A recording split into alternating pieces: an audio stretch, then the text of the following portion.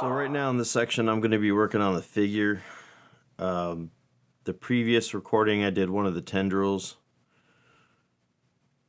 And I already started on the figure when I was working on the tendrils because I needed to adjust the contrast. So I needed to see like where the dark elements are going to be.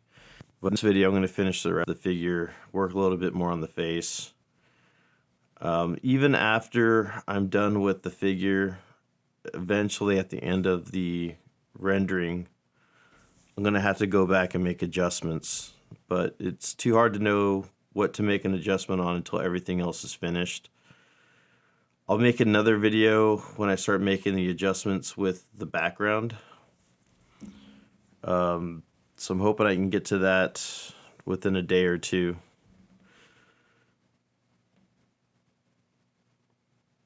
Now my approach to shading the figure is different than the tendrils, and I want the contrast. So I focus on more of the darker values and harsher lines. I'm not trying to blend as smoothly as I am with the tendrils, because what I really want is that high contrast. Now, if I find that the high contrast isn't working or it's too harsh, that's something that you can adjust later. So every time you're working, if you're not entirely sure about something, the best approach to take is to do something that you can modify later. Because if I go in and add a bunch of grayscales to the figure and figure out at the end that I don't want those grayscales, then I have to erase it, and that causes all kinds of messes.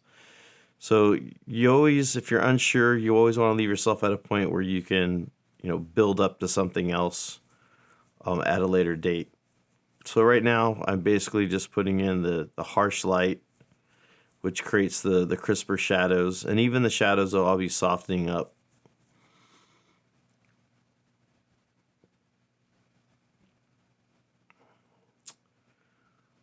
One thing to notice, I have that paper underneath my hand, a couple pieces of paper underneath my hand, and that's just to make sure that I'm not rubbing the illustration at some point with my hand, especially the palm of your hand or the fingers of your hand, because that could do something you don't want on the image, and it's really hard to fix it.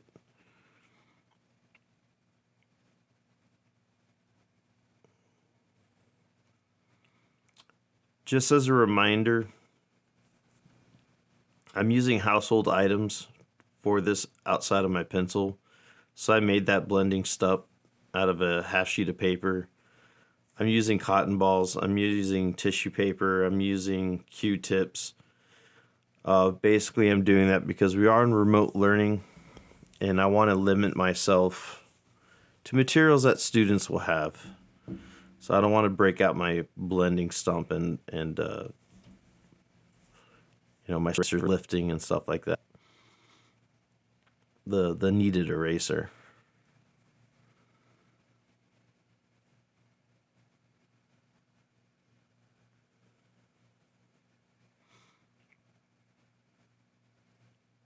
And for those of you watching and you're wondering, how do I know where the shadows go? How did I lay them in? Well, I had a rough draft, a sketch that I did of the figure, and then I looked up hoodies, and then when I wasn't happy with that, photographs.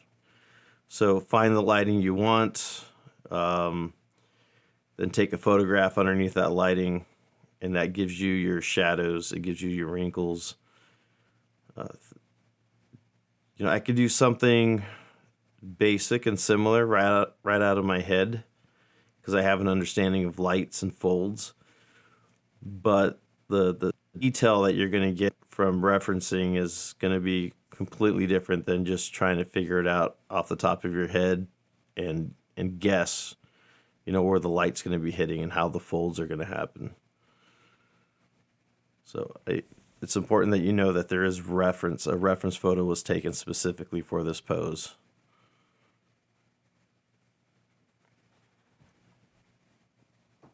And then some things are made up, like the pants.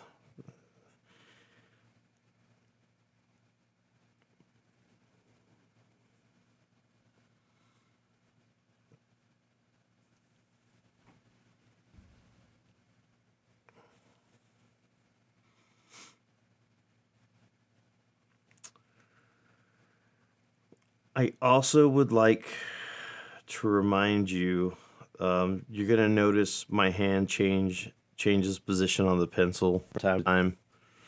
So depending on if I'm putting in a lighter value or darker value, I'm gonna, change my grip on the pencil.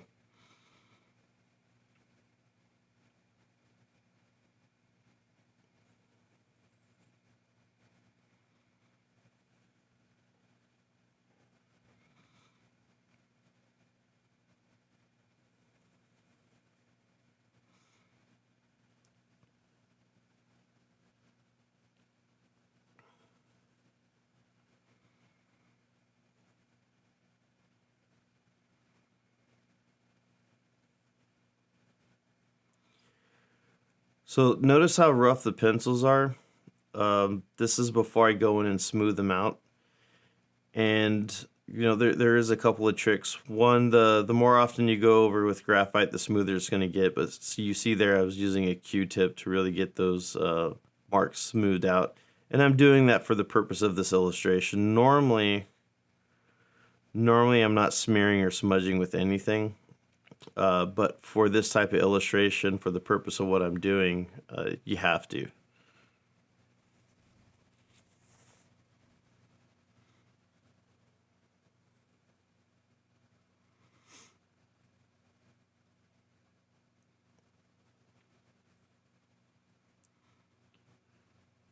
And this film it's being sped up quite a bit. The original amount of time, I guesstimated that I would need an hour for the figure, and I ended up needing about an hour and 20 minutes for the figure, so I was a little bit off.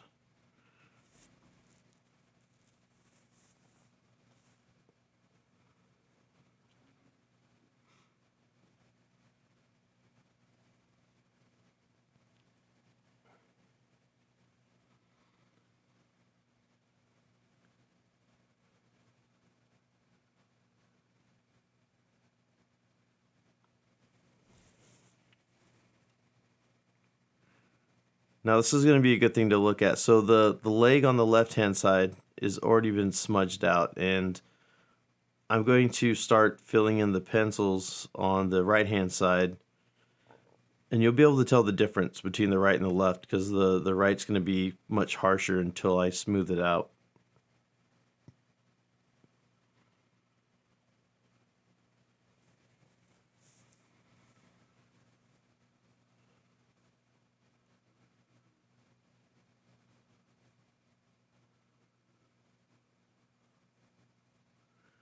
So right there, I haven't done the leg yet.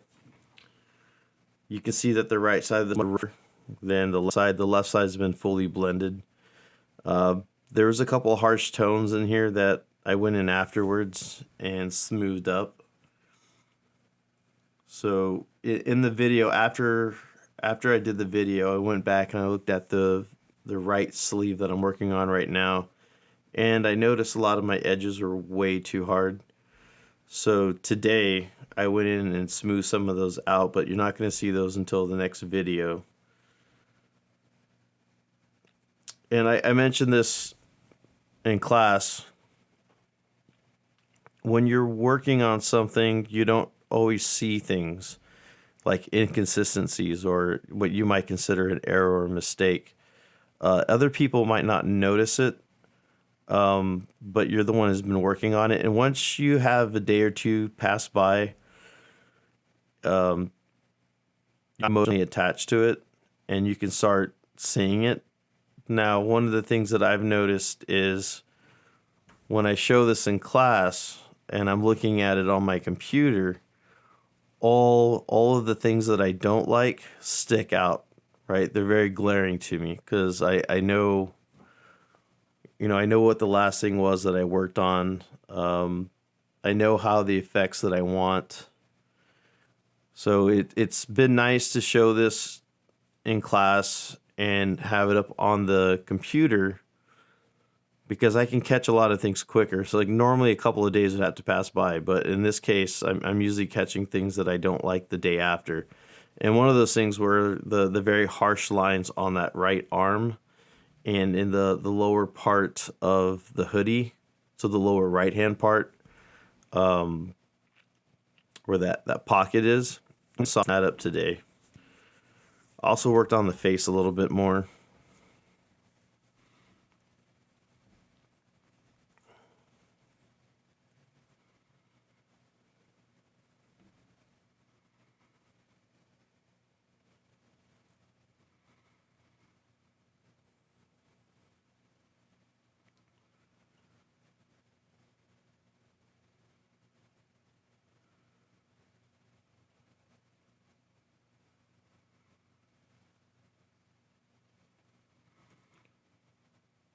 Okay, so we're about to wrap this up. I hope you guys liked the video.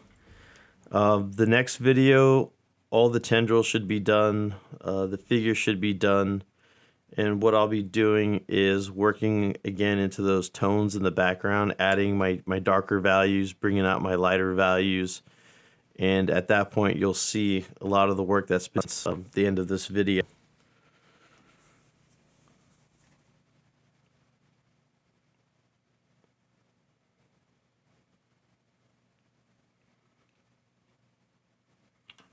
Okay, so till the next video.